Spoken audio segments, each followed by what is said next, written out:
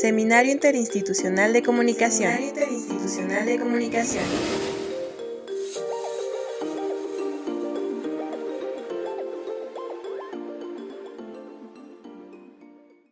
Pues buenos días a todas y todos. Bienvenidos a la última sesión del año del quinto ciclo del Seminario Interinstitucional de Comunicación que organiza el Centro Universitario Ixtlahuaca, la Universidad Intercultural, la Universidad Autónoma del Estado de México, la Universidad Autónoma de Querétaro y la Universidad Pontificia Bolivariana. En esta ocasión tenemos dos presentaciones, dos ponencias interesantes y ad hoc al tema. En primer lugar, nos acompaña la maestra Alicia Sarmiento Velázquez, la doctora Itzel Hernández Lara y la doctora María Belén Herrero Martín de la Universidad Autónoma del Estado de México, con el tema Nosotros tenemos otros datos, la estrategia gubernamental y la respuesta de las organizaciones civiles en las redes sociales ante el aumento de la violencia de género contra las mujeres en el contexto del confinamiento por la pandemia SARS-CoV-2. Entonces, bueno, reitero la bienvenida, agradezco la presencia y adelante Itzel, Alicia y Belén. Bienvenidos. Gracias. Muchísimas gracias, Joel. Sí, un saludo a todas, a todos y a todas quienes están hoy en sala, quienes nos están acompañando transmisión vía Facebook. Es un gustazo estar en el espacio del seminario y sobre todo en esta última sesión, después de todo un año de trabajo 2021. Sí, y además, bueno, compartir hoy el espacio con la doctora Inesita es un gustazo para nosotros estar hoy acá. A ver, espérenme que acomode.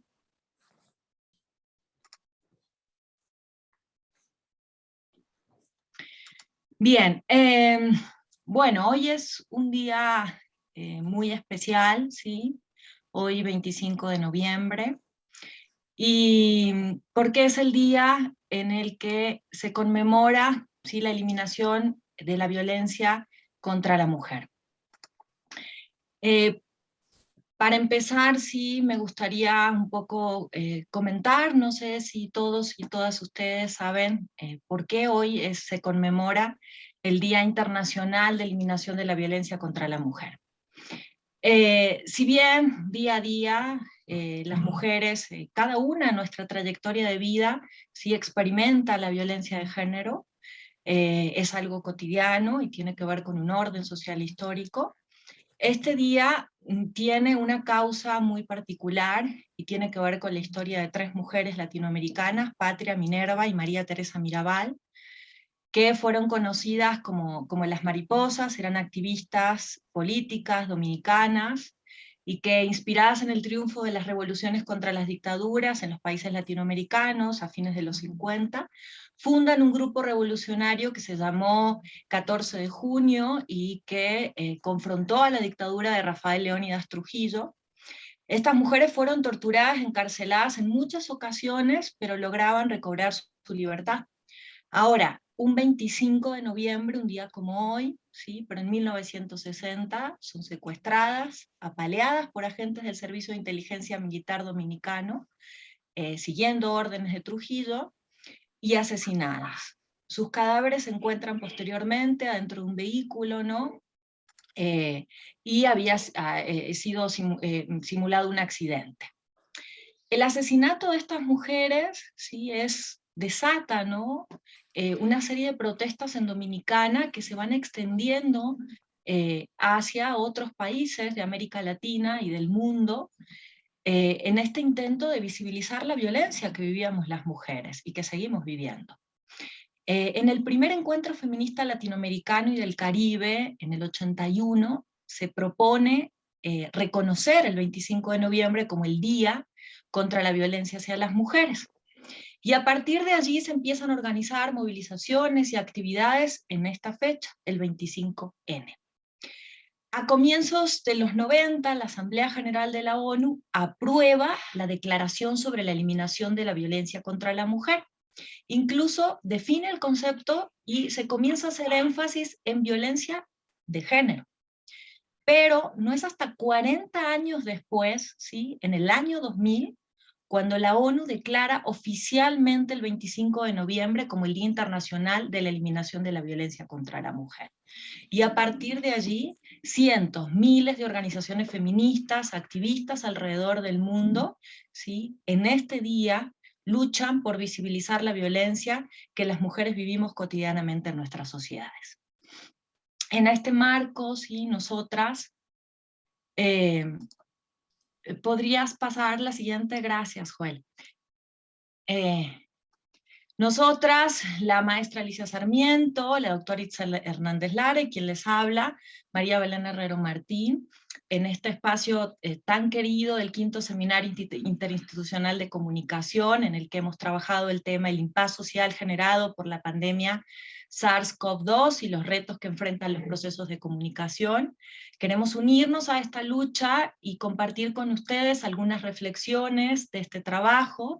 Nosotras tenemos otros datos, la estrategia gubernamental y la respuesta de organizaciones feministas en las redes sociales ante el aumento de la violencia de género contra las mujeres en el contexto del confinamiento por la pandemia SARS-CoV-2. ¿Podrías pasar, Joel, por favor?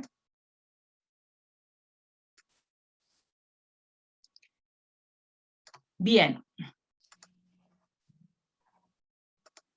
En este trabajo, sí, queremos sí, abordar un contexto muy particular, sí, que es el contexto generado a partir sí, de la pandemia SARS-CoV-2 en México y de los efectos que tuvo, como fue, digamos, la política de confinamiento. Nosotras no desconocemos que la violencia de género no es un fenómeno nuevo, ¿sí? De hecho, los datos y la información que les acabo de brindar nos referencian que es un fenómeno de larga data, pero en particular en este contexto la violencia de género se vio exacerbada, ¿sí? Frente a esto hay un discurso y una estrategia gubernamental para atender, para responder a esos casos de violencia, a este contexto de violencia. Sin embargo, ese discurso y esa estrategia fue bastante controvertida y, digamos, permitió la emergencia o generó la emergencia de un contradiscurso por parte de organizaciones feministas que un tanto criticaban, ¿sí?, el posicionamiento gubernamental. Esto llevó sí, a la confrontación de ambos discursos, ¿sí? Por un lado, el posicionamiento y la estrategia gubernamental, y por otro, ¿sí? La respuesta a estas organizaciones feministas, y esto en el marco de las redes sociales. Esta confrontación sí, es la que vamos a analizar en este trabajo. En términos sí, metodológicos, trabajamos con información de gobierno federal, con notas periodísticas, y para dar cuenta ¿no? del discurso de las organizaciones, hicimos un breve ejercicio de seguimiento, no sé si podrías pasar a la que sigue, Joel, por favor. Un breve seguimiento de páginas de Facebook. En esta, digamos, presentación que hacemos con ustedes, nos vamos a remitir exclusivamente al caso de Facebook, aunque estamos indagando en otras redes, como el caso de Twitter. Aquí revisamos páginas de Facebook de 10 organizaciones o redes feministas, como son Antimonumenta, Vivas Nos Queremos, Colectiva Editorial Hermanas en la Sombra, Intersecta, Luchadoras, Me Cuidan Mis Amigas Guadalajara, Movimiento de Unidad, Justicia, Equidad y Reciprocidad Mujer, Sorora, Voces Feministas y Red Nacional de Refugios. La estrategia de seguimiento toma en consideración el uso del hashtag Nosotras Tenemos Otros Datos, ¿sí? En el muro de Facebook de estas organizaciones, durante un periodo de tiempo comprendido de mayo a diciembre del año 2020, y cómo este hashtag fue utilizado para responder o reaccionar al discurso gubernamental. Con la identificación de estos perfiles, ¿no? Creamos una base de datos, en la que fuimos identificando el nombre de la organización, el uso del hashtag, la fecha, el discurso gubernamental al que respondía cada publicación específicamente, y si esto iba acompañado de algún otro hashtag, como el caso de COVID-19, nosotras sí te creemos, vivas nos queremos, el mentiroso eres tú, justicia para todas. Registramos el número de veces que la publicación fue compartida, el número de reacciones, esto nos permitió además ver cómo a través de estos hashtags, ¿no? Confluían con otras publicaciones vinculadas a promoción de foros, boletines de prensa, infografías, fotografías, mapas de feminicidios, porque a través de estos recursos se hizo un llamado desde las organizaciones feministas a visibilizar la violencia de género contra las mujeres, responsabilizando al Estado ante el aumento de casos de violencia, pero además estas organizaciones ofrecían cifras y documentaban casos muy específicos de feminicidio. ¿Podrías? Esa. Bien, gracias. La anterior, perdón. Esta. Bien, les cuento más o menos cómo va a estar organizada la exposición. La maestra Alicia, sí, bueno, yo voy a iniciar contándoles un poco el panorama de la violencia de género contra las mujeres en México en el contexto de pandemia. La maestra Alicia nos va a referir a los ejes de la estrategia adoptada por el gobierno federal para hacer frente al incremento de los indicadores de violencia de género contra las mujeres en el contexto de pandemia, así también como el discurso asociado a esa estrategia, y esto en relación con la respuesta de las organizaciones feministas en las redes sociales, específicamente el caso de Facebook. Finalmente, bueno, brindar algunas reflexiones, ¿sí? Y bueno, comentarles que es un trabajo en el cual seguimos aportando, ¿sí? Seguimos construyendo. ¿Podrías pasar la siguiente, Joel, por favor? La otra. Estas son las organizaciones que seguimos. Bien, un poco para adentrarnos en el panorama y que ustedes conozcan, ¿sí? Este contexto de violencia de género contra las mujeres en México, en el caso específico, en el caso de la pandemia. Voy a partir, ¿sí? Haciendo referencia a esta articulación que se va a dar de dos procesos, ¿sí? Bastante conflictivos. Por un lado, la pandemia de SARS-CoV-2, ¿sí? Y por otro lado, la articulación con este fenómeno que yo ya les comenté, ¿sí? Que es de larga data, que es la violencia de género. Ahora, ¿qué entendemos por violencia de género? Y aquí, bueno, recuperamos, digamos, la mirada, la propuesta de Marcela Lagarde de los Ríos, que nos dice que la violencia de género es aquella que se ejerce contra las mujeres por el hecho de ser mujeres y que están ubicadas en relaciones de desigualdad en relación con los varones en la sociedad y en las instituciones civiles y del Estado. Esta es una violencia que se constituye históricamente como una herramienta de dominación patriarcal y que ha posibilitado además la subordinación de las mujeres. Incluso Rita Segato nos dice que es la incubadora, ¿no?, de todas las formas de violencia existentes. La simultaneidad y el entrecruzamiento de diversas formas de violencia en contra de las mujeres, hablamos de violencia familiar, psicológica, laboral, política, religiosa, ¿no?, deriva de un entramado de opresiones que son sociales y que son históricas. Ahora bien, el fenómeno de violencia contra las mujeres empieza a visibilizarse desde los 80, desde los 90, ya con más fuerza, cuando además la ONU ya la define, ¿no?, como un acto de violencia basado en la pertenencia al sexo, ¿no?, y que tiene como resultado un daño o un sufrimiento, puede ser físico, sexual o psicológico. Pero recién es un par de años más tarde, cuando en la Cuarta Conferencia Mundial sobre la Mujer en Beijing se amplía esta conceptualización y se incorpora el género, es decir, se habla de actos de violencia basados en el género. Esta expresión de actos de violencia basados en el género abre paso a la categoría violencia de género. Por eso es que tenemos violencia contra las mujeres y violencia de género.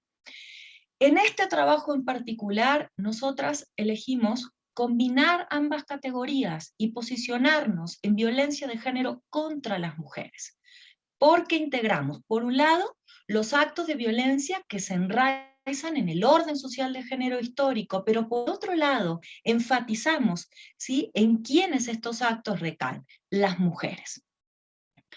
¿Podrías pasar a la siguiente, por favor, Joel? Bien, muchas gracias. Ahora, si bien la violencia de género contra las mujeres tiene su origen en el patriarcado como un orden social histórico, el contexto de pandemia, ¿sí?, es un momento, sí, particular que va a potenciar la incidencia y las formas en las que estas violencias se expresan. ¿Y esto a qué se debe? ¿Sí? A la transformación de las dinámicas de las relaciones sociales que se van a dar en este contexto histórico. El 20 de marzo del año 2020, el gobierno federal, adhiriendo a un comunicado de la Organización Mundial de la Salud, decreta una Jornada Nacional de Distancia. Esta Jornada Nacional de Distancia, que va a implicar la reducción de las actividades en el espacio público, ¿sí?, y el confinamiento social y el llamado a quédate en casa. Esto además se va a extender por digamos, un periodo considerable y va a generar el aislamiento de las mujeres, y con este aislamiento, ¿no?, el riesgo de las mujeres a convivir de manera prolongada con sus potenciales agresores. A partir de esto, los hogares van a adquirir una dinámica muy particular. ¿Por qué? Porque se constituyen en un espacio de actividades múltiples. Es decir, acá se van a desarrollar actividades domésticas, de cuidados, educación de las infancias, porque la escuela también se convierte en un espacio escolar de infancias y adolescencias, trabajo remunerado, ¿sí?, a través del home office, un espacio recreativo, es decir, que dentro de los hogares, ¿sí?, se confinan todas las actividades que antes se combinaban con el espacio público. ¿Qué efectos va a tener esto? Que va a incrementar la carga de trabajo asociada a la reproducción de la vida, ¿no? Pero este incremento, ¿sí?, en los trabajos domésticos y de cuidado de todas las actividades vinculadas con la reproducción de la vida, no va a tener una distribución equitativa de las tareas entre los miembros del hogar. ¿Por qué? Porque van a ser fundamentalmente las mujeres quienes van a hacer frente a estos trabajos, trabajos que han sido históricamente invisibilizados y no remunerados, y que en un contexto de crisis social y sanitaria son fundamentales, ¿sí?, para atender a las necesidades que requiere la reproducción de la vida. Acá las mujeres no solo van a, digamos, dedicarle, digamos, gran parte de su jornada cotidiana, ¿sí?, horas de trabajo y desgaste físico, sino que esto también fue acompañado de un desgaste emocional y psicológico. ¿Por qué? Porque a las mujeres también les toca organizar, hacer la logística de la distribución de las actividades cotidianas de las familias, pero también el soporte afectivo en este contexto de crisis social y sanitaria. Y cuando estas jornadas de trabajo se triplican, ¿no?, porque se suma el trabajo remunerado en la casa, el trabajo no remunerado doméstico y el trabajo de cuidados, en un contexto complejo como es crisis económica y crisis sanitaria, las posibilidades que van a tener estas mujeres de vivir violencia crecen. Ahora bien, las mujeres no solo, ¿sí?, asumieron estas tareas al interior de los hogares, sino también al exterior, porque ellas también hicieron frente a los cuidados sociales. Y con cuidados sociales me refiero a la labor que las mujeres desempeñaron en el sector salud, en el trabajo doméstico remunerado, y en centros especializados para el cuidado de personas, ya sea menores, adultos o adultas mayores, personas con discapacidad, y esto sin duda, por supuesto, que impactó en la salud de las mujeres, porque estaban expuestas a un mayor riesgo de contagio, pero también un desgaste emocional diferenciado con respecto a los varones. Otro punto, sí, a tomar en cuenta en el contexto de la pandemia tiene que ver con la autonomía económica de las mujeres, por las características de la incorporación de las mujeres en el mercado de trabajo, ¿sí? A partir del orden social de género, las mujeres nos incorporamos y de una manera más precaria que los varones. Entonces, en un contexto de crisis económica, somos las primeras en perder el trabajo. Si a esto le sumamos, ¿sí?, que ocupamos la primera línea de acción en la pandemia al asumir las tareas relacionadas con la reproducción de la vida, muchas tuvieron que dejar sus empleos, ¿sí?, y con ello va reducido sus ingresos y su autonomía económica. Esto sí está íntimamente relacionado o se articula, es decir, la vulnerabilidad económica de las mujeres en el contexto de pandemia se articula o se combina con la frustración de los varones por la falta de ingresos, por las dificultades para ejercer su rol de proveedores en el orden social, ¿no? Ello, más las tensiones del encierro y la resistencia de los varones a la corresponsabilidad de las tareas domésticas y de cuidado, van a configurar un cóctel sumamente explosivo que detona con mayor violencia familiar y de pareja en los diversos tipos. Estas características, digamos, en este contexto, sin duda incrementan la violencia la violencia de género al interior de los hogares, y tenemos datos muy precisos. Es decir, por un lado, el incremento que se da en las llamadas de emergencia por violencia de género al 911, y por otro lado, los registros de la Red Nacional de Refugios, que en los primeros 3 meses de confinamiento colapsa la capacidad de asistir a mujeres, ¿sí? Pasa de un 80, supera el 100%. No sé, Joel, si podrías pasar a la siguiente, por favor. Muchísimas gracias. Ahora, ¿cómo, digamos, opera esto? Es decir, ¿qué sucede con estas violencias? ¿Cómo podemos ver, ¿sí?, los efectos de esto? Lo primero es, y acá, bueno, debo aclarar que acudimos, ¿sí?, a datos de la titular de la Red Nacional de Refugios, del Secretariado Ejecutivo del Sistema Nacional de Seguridad Pública, y algunos estudios que se realizaron por universidades o por organizaciones en el marco de la pandemia. Uno de ellos es el estudio Violencia contra las Mujeres y las Niñas en el contexto del confinamiento por la pandemia de COVID-19 en México, realizado por el Colegio de México y la Organización de Naciones Unidas Mujeres, la Comisión Nacional de Derechos Humanos, ¿sí?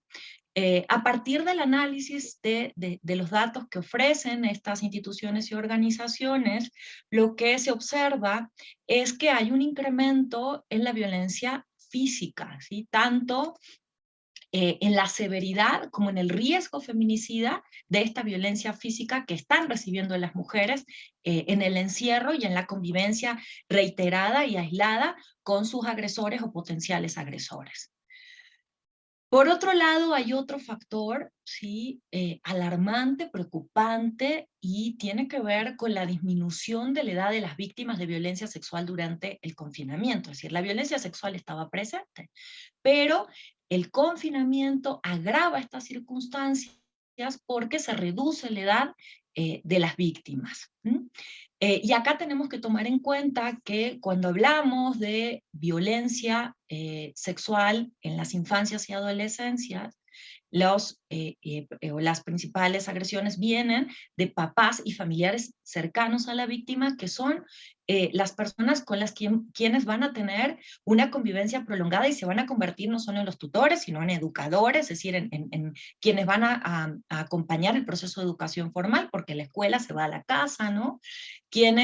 Con quienes van a tener las actividades recreativas, es decir, con las personas con las que van a tener prácticamente el único contacto por periodos prolongados. La edad no es la única dimensión que ahonda en la vulnerabilidad de las víctimas. Hay otras que tienen que ver, por ejemplo, con las discapacidades, personas que necesitan asistencia en su cotidianeidad, y al convivir con los agresores y también de manera prolongada, esto va a ahondar más la vulnerabilidad. Y bueno, otras dimensiones, por ejemplo, la pertenencia étnica, la situación de pobreza, ¿no? Hogares con hacinamiento, la orientación sexogenérica. Hay otra violencia, ¿sí?, que no es nueva, no es novedosa, pero que con el auge de las dinámicas de interacción en el ámbito de las redes sociales se va a potenciar, y es la violencia cibernética. Y esta violencia va a afectar principalmente a las niñas y adolescentes a través de prácticas como el bullying, el acoso y el hostigamiento sexual, e incluso la circulación de pornografía infantil e intentos de enganche para trata. Aumenta considerablemente el consumo de pornografía durante la etapa de confinamiento. ¿Podrías pasar a la siguiente, por favor, Joel? Muchas gracias. Bien, estos estudios, digamos, que se realizan sobre la violencia de género contra las mujeres en el ámbito de la pandemia, nos revelan que hay un incremento y hay también una transformación en cómo estas violencias se van a ir como combinando, es decir, y se incrementa la violencia psicológica, la física, la sexual, la económica, la patrimonial, y adquieren combinaciones muy específicas en este contexto de pandemia que van a potenciar la afectación a las mujeres, a las niñas y a las adolescentes. Ahora, la violencia no se va digamos, perpetrar solamente en el ámbito, digamos, doméstico, de las viviendas. A pesar, sí, del proceso de confinamiento, tenemos que destacar que hay violencias que también se van a recibir en este contexto desde el Estado, ¿sí? A través, por ejemplo, de la desprotección, omisión o abandono que hace el sistema de salud y de justicia a las mujeres, a las niñas y adolescentes en este contexto, a través de los mecanismos de revictimización del Estado, incluso de la negación de la magnitud del fenómeno. Y por otro lado también, la violencia que va a acompañar es la violencia comunitaria. ¿Por qué? Porque desde las mismas comunidades se invalidan las voces de las mujeres y los sentires de estas mujeres en este contexto de pandemia. Alicia, si quieres continuar. Gracias, gracias Belén. Pues bueno, adelante con la siguiente diapositiva, por favor.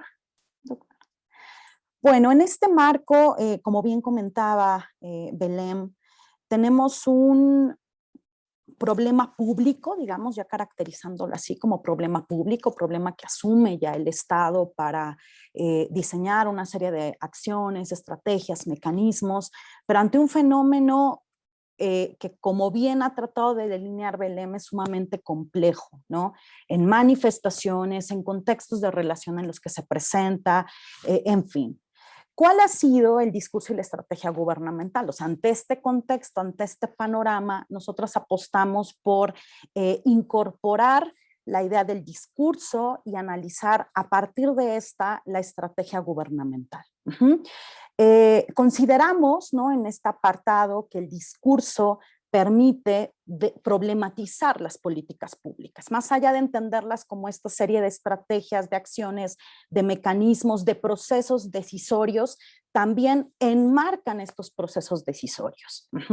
Y es así que el discurso lo abordamos en este apartado como un factor que nos permite explicar, en cierta medida, no es el todo, pero es un factor que nos permite observar la construcción, cómo se construyen los problemas públicos. Porque al final del día no son problemas públicos que están ahí, sino que hay que construirlos, nombrarlos, visibilizarlos. Y de ahí el quehacer de las organizaciones feministas ha sido determinante. También el discurso nos permite observar cómo es que un problema, un tema que está en la agenda pública, se inserta en la agenda gubernamental y eso determina la manera en la que los gobiernos lo asumen y por ende las soluciones que van a diseñar para atenderlo. Es decir, un problema caracterizado en la agenda pública no necesariamente es asumido de la misma manera por los gobiernos. Hay un proceso definitorio con el cual es asumido ya propiamente por el actuar gubernamental y esto va a ayudarnos a explicar el porqué de las acciones elegidas. El por qué pensar que habiendo un panorama, un abanico de posibilidades para atender determinada problemática, se decanta el gobierno por algunos, ¿no? Aquí intervienen diversos elementos, pero el discurso con el cual se insertan los problemas públicos a la agenda gubernamental es un elemento que nos permite también evaluar el porqué de las acciones emprendidas, el porqué de su definición. Y también el discurso nos ayuda a observar cómo es que desde el gobierno, desde las instancias gubernamentales, se busca legitimar las acciones que se han decidido emprender, como las mejores, efectivas, ¿no?, en el marco de determinados contextos, problemas que asume el gobierno. Y finalmente, el discurso también es un factor que nos permite explicar el porqué de su implementación y la manera en la que evaluamos los resultados de esas acciones y de esos mecanismos.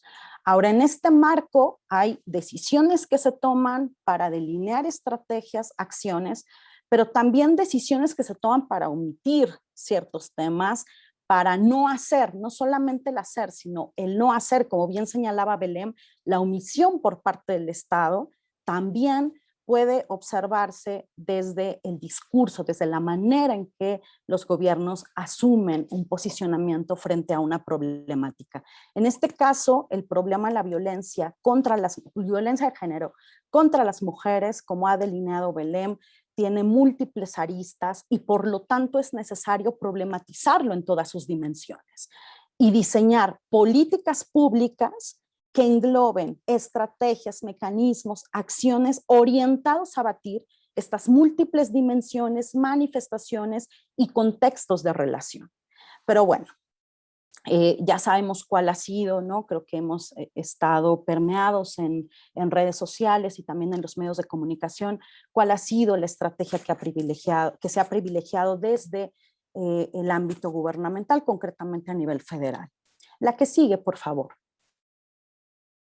Entonces, de la mano discurso y concretamente el discurso en las políticas públicas, ¿no? Nos permite observar que los problemas públicos y las soluciones que son definidas no son neutrales, no son objetivas como queremos verlo, no están ahí los problemas, sino que finalmente son construcciones. Ajá. Estas construcciones en contextos de democracias, ¿no? Se dan en el espacio público, en donde encontramos actores en pugna con múltiples intereses, preferencias en pugna, y que justamente a partir de discursos, de acciones, ideas, sustentados en ideas, creencias, valores, entran en pugna en este espacio público para coadyuvar a definir un problema público. A través de distintos canales de interacción, permiten también visibilizar el fortalecimiento de ciertos actores, el reconocimiento de otros actores más allá del Estado, más allá de las instancias gubernamentales, con estos intereses, estos discursos, estos valores en pugna. Entonces tenemos también que estas pugnas tienen un contexto determinado. El contexto de la pandemia va a caracterizar muchas de las demandas que se van a presentar frente al Estado. Entonces, consideramos también que este abordaje desde el discurso nos permitiría, ahí vi por ahí una manita levantada, nos permitiría justamente visibilizar también estos otros actores en pugna más allá del Estado, los discursos que posicionan en el espacio público y cómo inciden también para reconfigurar la manera en la que el Estado asume los problemas públicos y las decisiones que toma en torno a estas acciones. La que sigue, por favor. Dicho esto, planteamos en el documento que estas narrativas de todos los actores no necesariamente se apoyan en evidencia, ¿no? Reproducen muchas veces sexos de género, predisposición, parcialidad, prejuicios, predilección por ciertas voces y ciertos actores. También en este marco podemos identificar predominio discursivo de ciertos actores que gozan dentro de esta arena de pugnas de mayor voz, ¿no? Configuran creencias en torno a ciertos problemas, ya sea para legitimarlos o para invisibilizarlos, o bien para desafiar desigualdades existentes en este marco, como las desigualdades de género. Y finalmente, este marco nos permite entonces observar la capacidad de estos actores en pugna, entre ellos el Estado, entre ellos los actores políticos gubernamentales, pero también de otros actores, para plantear un discurso, para cuestionar el predominio discursivo en torno a un tema, imponer nuevos significados, deslegitimar o sostener el discurso gubernamental que impera en torno a una determinada problemática. En ese sentido, la que sigue, por favor. Con estos elementos, digamos, del discurso como un factor explicativo de las estrategias, es que observamos la estrategia integral de prevención de la violencia de género como respuesta a este contexto incremental de los indicadores de violencia contra las mujeres. El 27 de marzo del 2020 se presenta esta estrategia integral que básicamente tiene como pilares fundamentales el objetivo es brindar respuesta y acompañamiento oportuno a las víctimas de este tipo de violencia, Obviamente aquí lo acotamos a la violencia familiar y de pareja, sexual también, que se puede vivir en los contextos domésticos, ¿no? Aunque el gobierno no hace esta caracterización. También vemos cómo no hay una conceptualización sumamente clara que permita identificar distintas manifestaciones de la violencia de género contra las mujeres en el seno de los hogares. En donde puede haber, decíamos, violencia familiar, de pareja, sexual, económica, psicológica, ¿no? Y por ende el Estado debe de proveer mecanismos para identificar estas violencias, para identificar a las víctimas o a quienes están en riesgo y atenderlos, darle seguimiento también. Entonces hay un entramado institucional que converge en este objetivo. No obstante, bueno, el eje de la estrategia básicamente y el más sonado mediáticamente y en el discurso público es la línea directa al 911 para atender llamadas de violencia. Que si bien es un mecanismo que fue socorrido por distintas naciones, en el caso mexicano, bueno, plantea también no solamente la disponibilidad que van a tener las víctimas para hacer uso de esta línea telefónica, para llamar por teléfono, sino también las posibilidades que tiene el gobierno de atender oportunamente estas llamadas, darle seguimiento, abrir carpetas de investigación, sancionar a los violentadores, etcétera. O sea, es un entramado de acciones que no necesariamente se visibilizan en esta estrategia. Y finalmente también se provee una plataforma de servicios de atención especializada a mujeres, niñas, niños y adolescentes. Son como los ejes que identificamos fundamentales de esta estrategia en el discurso, ¿no? ¿Cómo se presenta esta estrategia? La que sigue, por favor.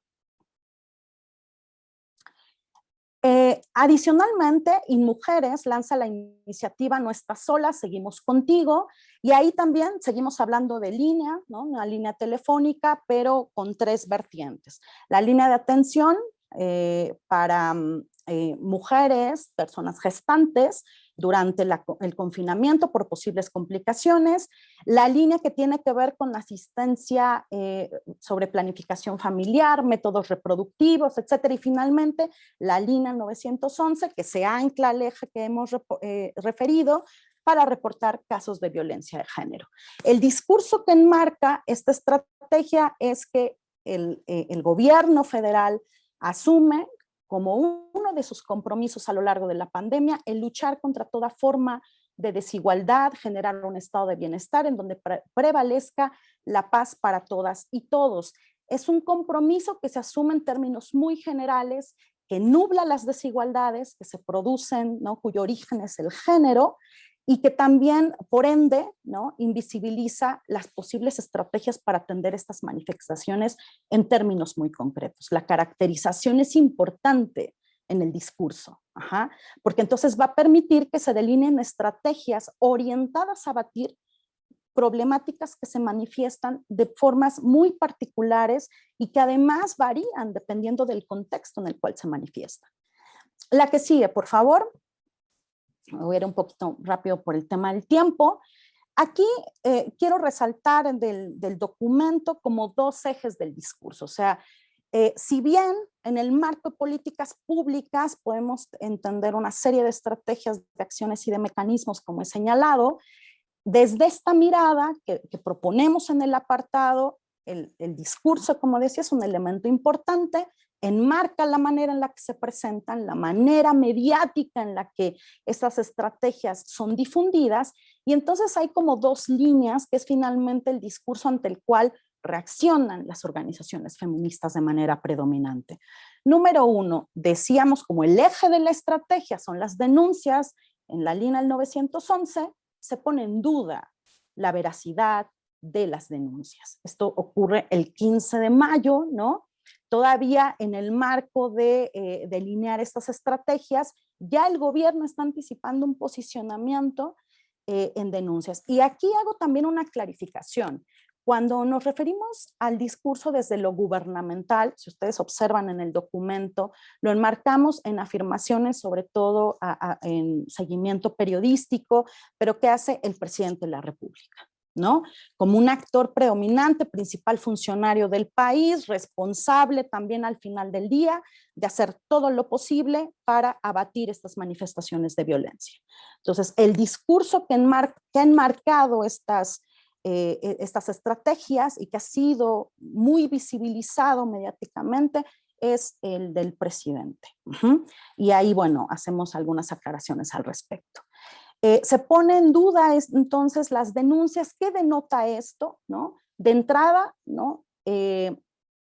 Esto apela discursivamente a una serie de ideas y creencias ancladas en la sociedad mexicana en torno a la legitimidad de las denuncias de las mujeres, ¿no? Y esto es de larga data también. Entonces, un discurso que justamente apela a eso, pues hace sentido en un sector importante de la población.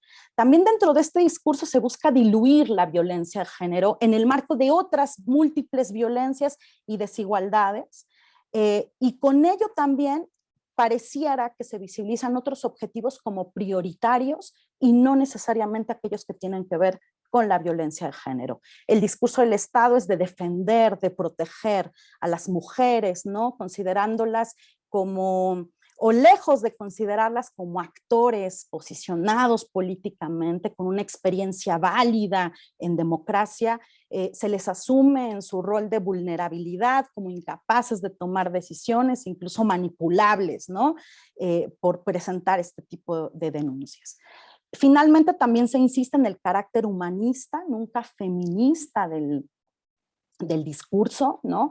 Renunciando con eso o planteando un desconocimiento de una lucha histórica que no se da solamente a partir de esta administración, sino de larga data de organizaciones y de colectivas feministas que han contribuido a delinear mucho del marco legislativo del cual hoy gozamos, y también diluye la experiencia de estas mujeres en sus luchas en el espacio público.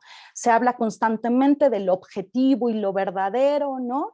En esta antítesis con lo que se considera subjetivo o como mentira, ¿no? Anclado a este discurso deslegitimando o poniendo en duda las denuncias de las mujeres.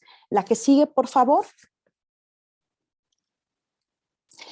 Y otro más, ¿no? Que tenemos esta campaña tanto en televisión, radio y redes sociales, que es la campaña Cuenta hasta 10, y que básicamente la idea fundamental es de que antes que la violencia se apodere de ti, antes de que te enojes con tu pareja, antes de que te desesperes, cuenta hasta 10 y saca la bandera blanca de la paz.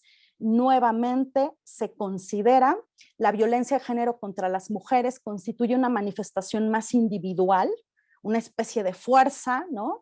Y no como un fenómeno estructural con múltiples intersecciones.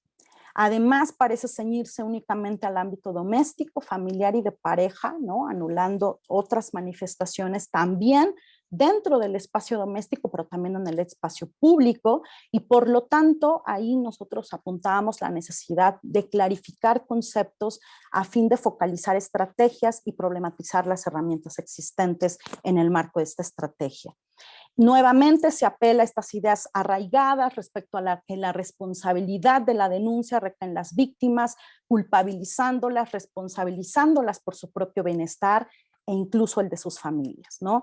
Es más, la campaña muestra, paradójicamente, a una mujer ejerciendo violencia en el seno de su familia, ¿no? Entonces, si bien mencionaban aquí en el chat, hay violencia de mujeres contra otras mujeres y violencia de mujeres contra sus hijos, sus hijas dentro del hogar, las manifestaciones predominantes sí están ancladas pues, a esta cultura patriarcal, machista, misógina, y recae mayoritariamente en las mujeres.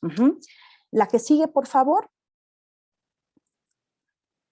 Y bueno, tenemos la respuesta de las organizaciones en redes sociales. Como ya decía Belén, estamos trabajando en la parte de Twitter, estamos arrancando con la parte de Facebook, y con el hashtag de Nosotras Tenemos Otros Datos.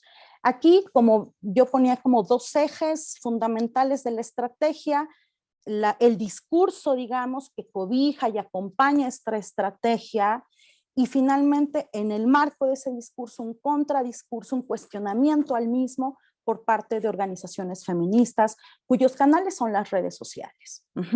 La que sigue, por favor.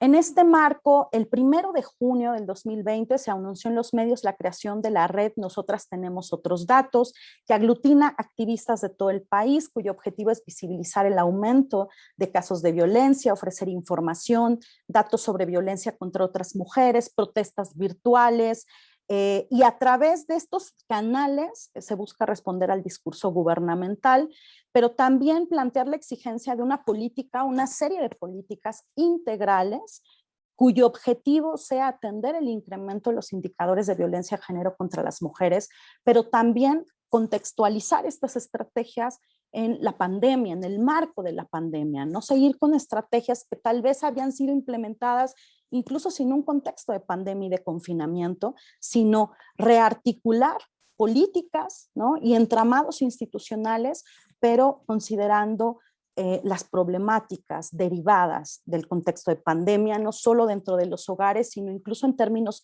económicos y emocionales. La que sigue, por favor. Y bueno, a través de las redes sociales, ¿no?, lo que evidenciamos en el documento, y ya por el tiempo, bueno, creo que cerraré aquí, lo que evidenciamos nosotras es cómo estos canales alternativos permitió visibilizar actores con otros posicionamientos, con otros discursos que deslegitimaban incluso el discurso gubernamental, que no sostenían incluso con la misma evidencia generada por las instancias gubernamentales, no sostenían el discurso en el cual se enmarcaron estas estrategias, que apelaba por otras estrategias más complejas e integrales, y además que tuvieran en cuenta no solamente la diversidad de manifestaciones de la violencia de género, sino también los contextos en los que ésta se ancla, ¿no? Y ahí sí, la respuesta muy evidente y que hizo eco en el espacio público, a la cual también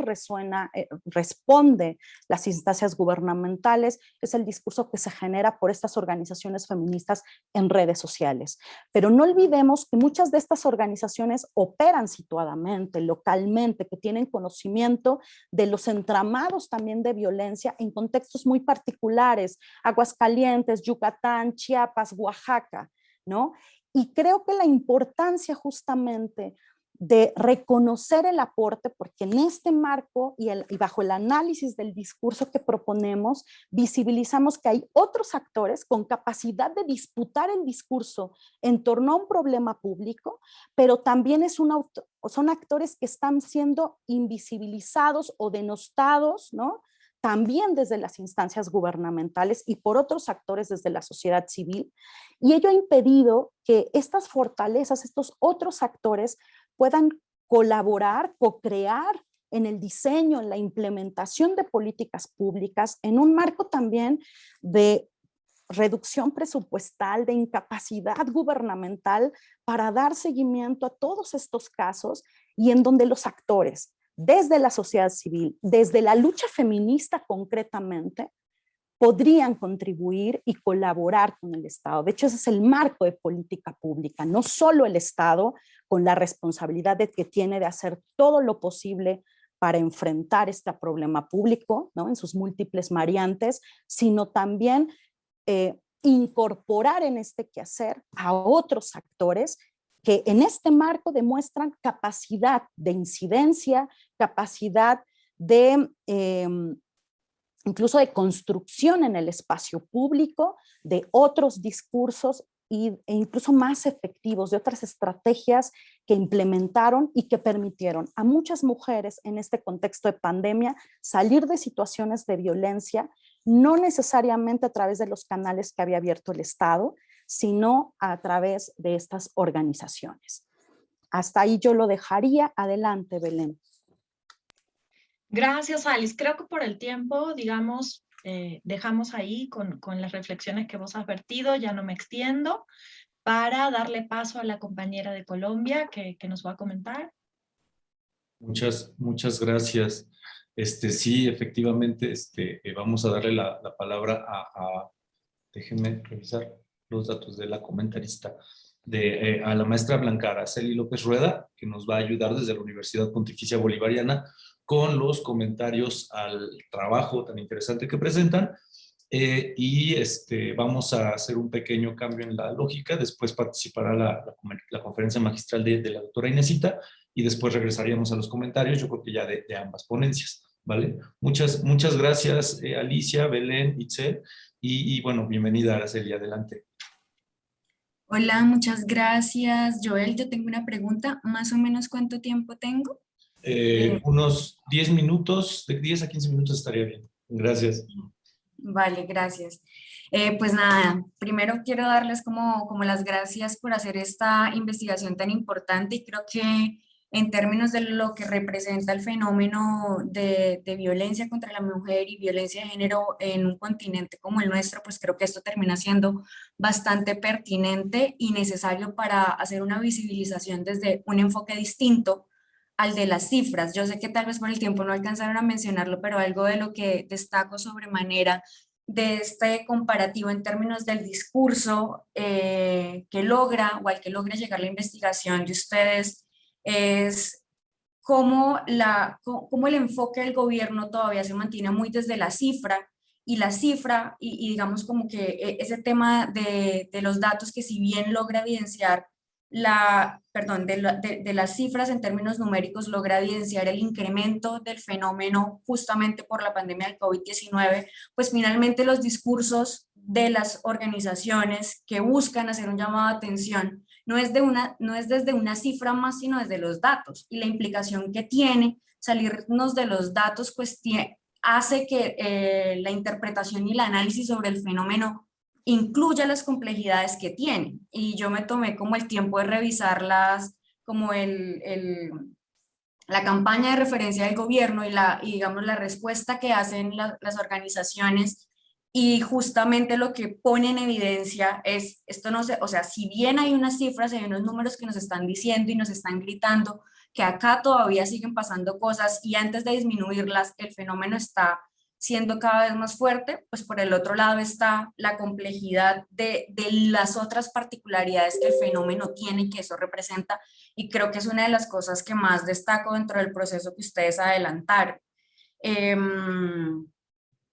Yo en términos de comentarios alrededor de ciertas preguntas que me quedaron, yo tenía dudas alrededor de la metodología, pero ya cuando escuchaba a Belén me quedaba un poco más claro cómo fue el proceso de revisión y sistematización alrededor de los mismos discursos que consultaron. Yo ahí dejo como la pregunta, probablemente esto lo vamos a tener que revisar al final después de la siguiente conferencia, pero quisiera tener, no me queda del todo claro cuáles, o sea, si ustedes revisan 3 discursos, el de la campaña que surge a través de cómo nos quedamos en casa y demás, y entonces de primero cuenta hasta 10, y entonces hay un proceso casi que revictimización hacia la mujer, porque pues casi que se le disminuye como esa posibilidad entonces aguanta un poquito más si te están pegando, incluso si te están alzando la voz y eso no es una señal de alarma, y entonces te demoras un poquito en contestar porque la responsabilidad es tuya y no del otro. Creo que eso era una de las cosas como a las que intentaba como en esos discursos por debajo que logra mostrar esta campaña. Pero por el otro lado, ustedes en el documento incluyen el discurso, pues digamos como el fragmento de una respuesta que da el presidente, y por el otro lado hablan de la estrategia integral de prevención de la violencia de género. Entonces mi inquietud está en función de, ustedes analizan los discursos de estas 3 cosas y luego lo contrastan con los discursos emergentes que surgen a partir de las respuestas de los distintos movimientos y organizaciones que buscan hacer un llamado de atención para problematizar de una manera distinta el fenómeno. Es como la duda que me queda. Y esto se los pregunto, digamos que lo relaciono principalmente porque al revisar la campaña o digamos la respuesta de estas organizaciones, revisaba los comentarios de las personas en Facebook, y los comentarios o sea, uno queda muy sorprendido cuando revisa eso porque el fenómeno está ahí, o sea, todos probablemente lo vivimos en pandemia en casa, todos tenemos la experiencia o el testimonio de algún familiar o conocido, y los comentarios de las personas antes de apoyar o digamos o de hacer evidente la necesidad de tenemos que hablar de esto, son en función, no sé, había uno y creo que también en este momento no recuerdo, pero creo que era de otra mujer que decía algo así, ¿y por qué? ¿Y dónde está la responsabilidad de las mujeres que matan a sus hijos cuando abortan?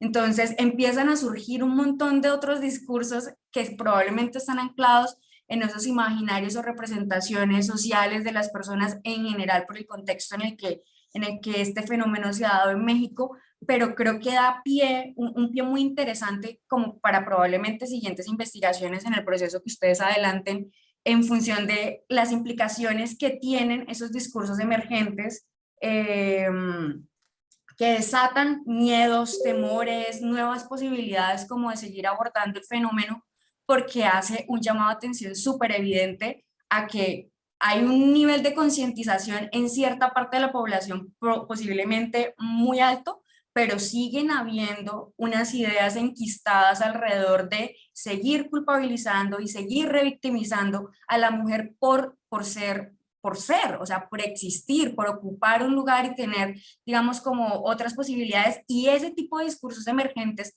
siguen despegando y siguen rezagando la necesidad de problematizar ya en términos de acciones colectivas y de acción política en la democracia, la construcción de políticas públicas que integren una verdadera solución al fenómeno. Y digamos, digamos que con esto no quiero extenderme mucho más, pero ahí es donde, digamos, empieza a aparecer como esa necesidad alrededor de lo que ustedes evidenciaban en una parte del documento sobre falta un enfoque diferencial para que las medidas de acción real y las posibilidades en términos de los mecanismos que sean claros, que sean y que tengan como una ruta lo suficientemente acertada para que todas las personas, independientemente de su raza, independientemente de su condición educativa, independientemente del territorio en el que estén, puedan acceder de verdad a estos servicios de atención temprana y que al final no estemos nuevamente como recibiendo en medios de comunicación que se trata de otra mujer más que fue víctima de maltrato, porque en últimas también lo que sigue habiendo en el escenario es, pues los mecanismos están bien en términos generales, o sea, cumplen la tarea, uno puede decir, es que ahí está la línea 911, llame, pero hasta qué punto realmente lo que está ahí debajo le permite o le da una cabida real para que las personas que somos víctimas de este tipo de cosas podamos hacer un llamado a la acción real y tengamos como el soporte a lo largo del proceso. Entonces,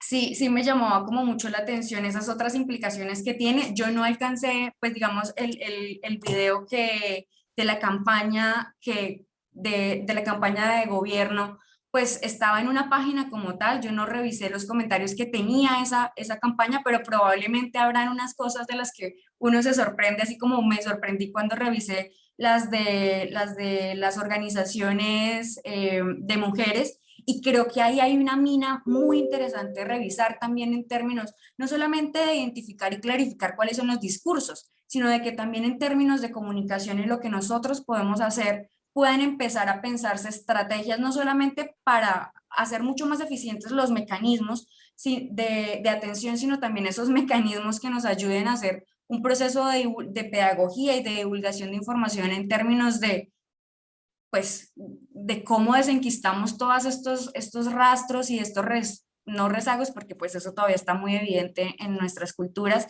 pero que del fenómeno patriarcal, porque eso sigue estando y nos sigue restando las posibilidades de que en algún momento esto se jalone y se movilice de formas distintas. Entonces, pues nada, eso es como parte de lo que tenía por decirles. Muchas gracias por esta investigación y ya, y pues nada, muy contenta y muy emocionada de poder de haberlas escuchado, que aparte es apasionante escucharlas porque se les nota el amor por la investigación, por este tema, y yo soy una convencida de que cuando uno investiga las cosas que ama, los temas que ama, eso se nota. Y eso se nota en lo que uno escribe y en la forma como habla de los mismos temas. Entonces, Creo que es como lo que tenía por comentar respecto a la investigación que muy amablemente ustedes nos compartieron en la mañana de hoy. Muchas gracias, Araceli, muy amable. Y muchas gracias a Alicia y a Belén, por supuesto, y a la doctora Isel, que también está en sala. Les pedimos a quienes nos acompañan en esta sala y en Facebook, pueden formular sus preguntas, las iremos acá, digamos, compilando, para que eventualmente, cuando termine la conferencia de la doctora Inesita Suárez, juntamos de alguna manera o establecemos las preguntas y las compartimos para darle paso a la doctora y nos alcance tiempo justamente para un debate que seguramente será muy rico ya de entrada con estas discusiones que planteó Araceli, ya es muy interesante. Seminario Interinstitucional de Comunicación.